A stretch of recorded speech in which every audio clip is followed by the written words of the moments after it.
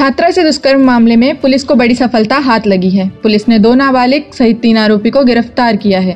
प्रार्थिया जयजयपुर थाने में लिखित आवेदन पत्र प्रस्तुत कर रिपोर्ट दर्ज कराई कि उसी कक्षा में पढ़ने वाला जो पिछले कई दिनों से बात करने की कोशिश करता था तथा इसका स्कूल से घर तक पीछा करता रहता था। बाद में इसे प्रपोज किया था। मना करने पर नाबालिग लड़का अपने अन्य 2 साथी गुलशन कुमार बंजारे निवासी बहेराडीह एवं नाबालिग लड़के के साथ घर अंदर घुस गया तथा पीड़िता को अपने साथ भगाकर ले जाने की जिद करने लगा। मना की तो गाली गलौज कर जान से मारने की धमकी देकर पीड़िता के पहने कपड़े को फाड़ दिया तथा तीनों ने जबरदस्ती कमरा अंदर खींचकर दुष्कर्म किया। उसके दोनों साथी गुलशन बंजारे एवं नाबालिग लड़का कमरे का बाहर से पहरा दे रहे थे।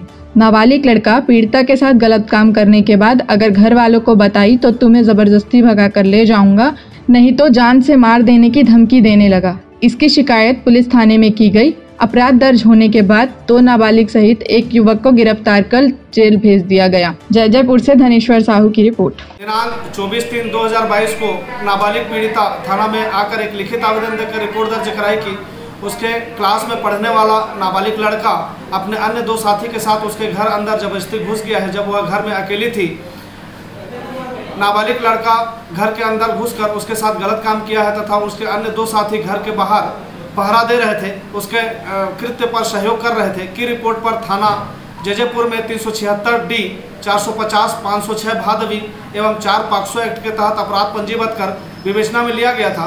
विवेचना के दौरान आरोपी की पतासाजी किया गया। आरोपी के पतासाजी पर 2 अपचारी बालक एवं एक अन्य आरोपी गुलशन कुमार पिता फिरत राम उम्र 21 वर्ष निवासी बहेराडीह थाना जयजयपुर जिला जांजगीर चांपा को विधिवत गिरफ्तार कर एवं 2 अपचारी बालक को संभाल कर माननीय किशोर न्याय बोर्ड एवं माननीय FTC न्यायालय शक्ति में पेश कर न्यायिक रिमांड लिया गया है।